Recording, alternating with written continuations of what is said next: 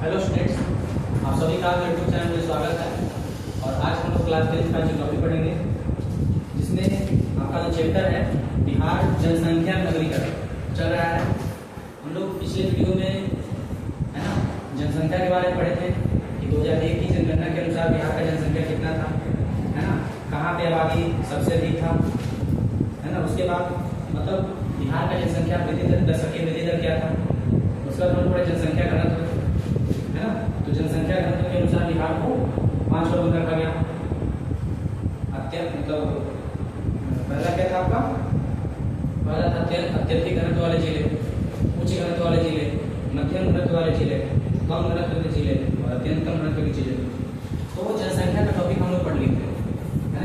पिछला वीडियो से डाला गया है, उसमें आपको जनसंख्या खत्म कर दिया गया। आज हम लोग को जो पढ़ना है वो टॉपिक का नाम है नगरों का विकास। नगरों का विकास। देखिए ध्यान से समझिएगा, बहुत छोटा टॉपिक है, इसमें ज्यादा आपको पढ़ना नहीं है। देखिए कहा जाता है कि बिहार में नगरों का जो विकास का इतिहास है वो बहुत पुराना है ना। बिहार में मतलब कह सकते हैं नगर कोई नया नहीं बन रहा है, नगर आज से नहीं बन सकता, है ना। प्राचीन समय से ही यहाँ पे नगरों का विकास होते आ रहा है ना। यहाँ के अधिकतर प्रमुख जो नगर है किसी न किसी नदी के तट पर विकसित है ना। तो यहाँ के अगर हम बात करें प्राचीन नगरों में, अगर बिहार के प्राचीन नगरों का बात करें तो यहाँ के जो प्रमुख प्राचीन नगर हैं, तो प्राचीन नगरों में आपका आ जाएगा कौन कौन, है ना।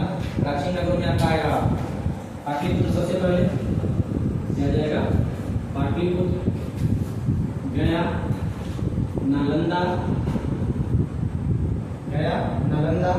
ठीक है। उसके बाद आपका है बोध गया, राजगीर, बोध गया, ठीक है, राजगीर, दिक्कत है ना। उद्वलपुरी भी कर सकते हैं, इसमें लिख लीजिए, है ना। उद्वलपुरी, सीतामढ़ी, उद्वलपुरी, ये सब प्राचीन नगर है। ये सब कहीं ना कहीं मतलब नदी के तट के किनारे विकसित है। सब बिहार का मतलब प्राचीन काल में विकसित हो चुके हैं, है ना। अगर आप बात कीजिए देखिए मध्यकाल में, तो मध्यकाल में भी यहाँ नगरों का विकास हुआ है, ठीक है। मध्यकाल में भी मतलब यहाँ पे नगरों का विकास हुआ। देखिए यहाँ पे प्राचीन काल से नगरों का विकास कई कारण से हुआ, शैक्षणिक कारण से, धार्मिक कारण से, व्यापारिक केंद्र के रूप में, है ना। लेकिन प्राचीन काल में समझ में पाटलिपुत्र, गया, नालंदा, बोध गया, राजगीर, उद्वलपुरी, सीतामढ़ी। बोल जानना आ सकता है कि बोल लिखेगा तो पूछता है कि बिहार के 2 प्राचीन नगरों के नाम बताएं। बिहार के प्राचीन नगरों के नाम लिख सकते हैं सब। अगर आप मध्यकाल में देखिएगा तो मध्यकाल में बिहार में नगरों का विकास प्रशासनिक कारणों से हुआ, प्रशासन के उद्देश्य, प्रशासनिक सरकार चलाने के उद्देश्य, ठीक है। और ऐसे नगरों में बात करते हैं मध्यकालीन नगर।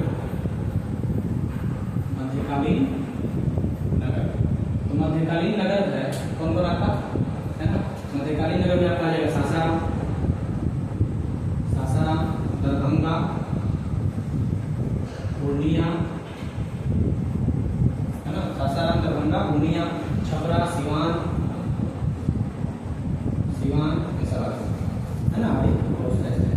तो मध्यकालीन नगर में सासाराम से आएगा। देखिए अंग्रेजों के समय कहा जाता है कि जब अंग्रेजों का समय यहाँ पे आया तो बिहार में कुछ बदलाव आया। बिहार में रेल मार्ग का विकास हुआ, सड़क मार्ग का विकास हुआ, और जब सड़क मार्ग का विकास हुआ तो सड़कों के किनारे लोग विकसित होने लगे, सड़कों के किनारे नगर विकसित होने लगा, है ना। कुछ नगरों का विकास रेल व्यवस्था के कारण हुआ।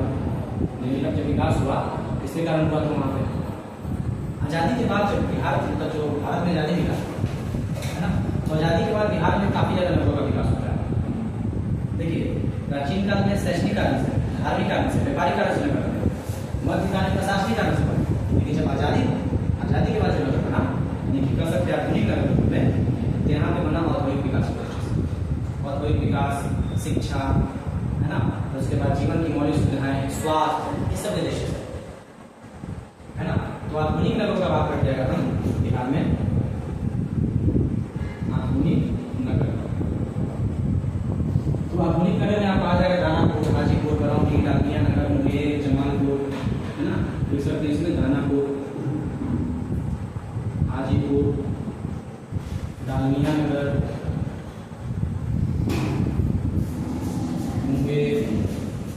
जमालपुर,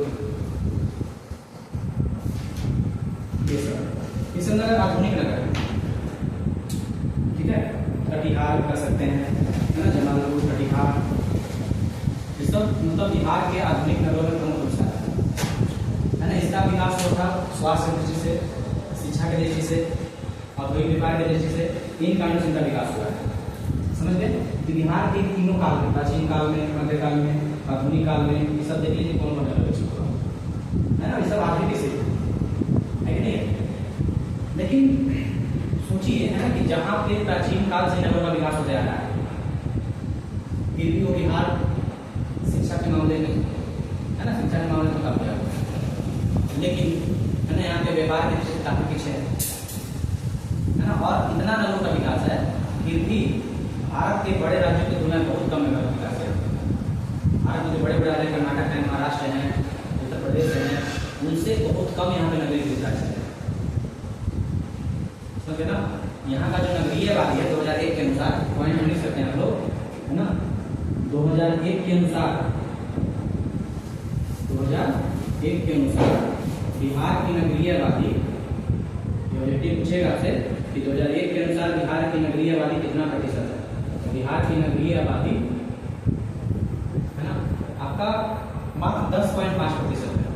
कितना प्रतिशत है? 10.5%, ठीक है। लेकिन अन्य राज्यों में अलग अलग तो ज़्यादा है। पूरे देश का, जबकि बिहार का 10.5 है, लेकिन पूरे देश का 27 पॉइंट, है ना, 27 नहीं कर सकता, 27 का भी 7-8%, लगभग 28% कर सकते हैं, और मात्र बिहार में 10% है। ठीक है, मतलब कह दीजिए कि यहाँ पे अगर 10 लाख से ऊपर अगर हम आबादी वाले क्षेत्र की बात करें, आबादी वाले नगर की बात करें, तो मात्र एक ही नगर है, पटना। समझ रहे ना, इस तरीके से बिहार में अगर बात करते हैं नगरों से संबंधित कार्य ग्रुप में, यहाँ पे पुराने नगर प्रशासन से, व्यवहार से जुड़े हुए थे, उद्योग, है ना। लेकिन अभी के जो नगर है, आधुनिक नगर, उद्योग से, व्यापार से, यातायात से, शिक्षा से, उपभोग व्यवसाय, स्वास्थ्य जैसी सुविधाओं से जुड़े हुए थे। ठीक है, एक पॉइंट और इसमें याद रखना है आपको कि बिहार विभाजन से पहले, है ना, जब बिहार का विभाजन नहीं हुआ था, लेकिन 2000 ईस्वी से पहले मात्र यहाँ पे एकमात्र, है ना, बिहार विभाजन से पहले मात्र यहाँ पे एकमात्र नियोजित नगर था, वो टाटा नगर। ठीक है, तो याद रखिएगा, बिहार विभाजन से पहले, बिहार विभाजन से पहले, है ना, एकमात्र नियोजित नगर टाटा नगर, एकमात्र नियोजित नगर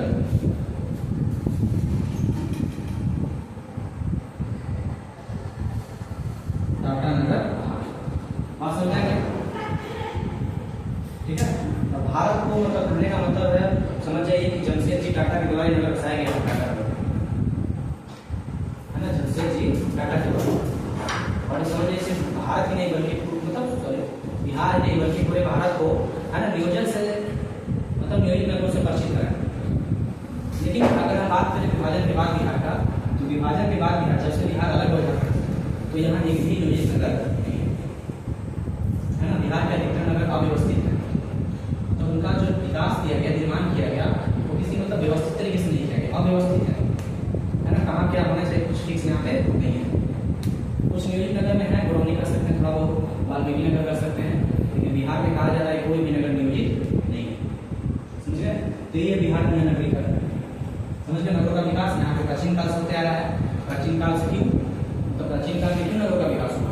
शिक्षा के कारण, धार्मिक कारण, व्यापारिक कारण। पाटलिपुत्र, गया, नालंदा, बोधगया, राजगीर, कानपुरी, सीतामढ़ी, ये सब प्राचीन नगर है। मध्यकाल में यहाँ पे प्रशासनिक कारणों से विकास होता है ना। उसमें सासाराम, दरभंगा, पूर्णिया, छपरा और सिवान आते हैं। और इसमें कहा क्या जाता है कि अंग्रेजों के समय भी तो यहाँ पे रेल और सड़क का विकास हुआ, जिसके कारण सड़कों के किनारे नगर बसने लगे। लेकिन जब भारत आजाद हुए, तो आजादी के बाद बिहार में, है ना, नगरों का विकास मतलब शिक्षा की दृष्टि से, स्वास्थ्य की दृष्टि से, जीवन की मौलिक सुविधाओं की दृष्टि से हुआ। उसमें कौन कौन? दानापुर, हाजीपुर, डालमिया नगर, मुंबई। लेकिन इतने नगरों के विकास होने के बाद मात्र बिहार में 2001 के अनुसार बिहार की नगरीय आबादी मात्र 10.5% है, जबकि पूरे भारत का 28% है। ठीक है, अगर हम बात करें बिहार विभाजन से पहले, तो बिहार विभाजन से पहले मात्र एकमात्र नियोजित नगर टाटा नगर, इसका निर्माण जमशेदजी टाटा करवाए और पूरे भारत को, बिहार ही नहीं बल्कि पूरे भारत को नियोजित नगर से परिचित करवाया, है ना। लेकिन विभाजन के बाद, बिहार विभाजन के बाद कोई भी नगर बिहार में व्यवस्थित नहीं है, सब अव्यवस्थित है और अनियोजित है।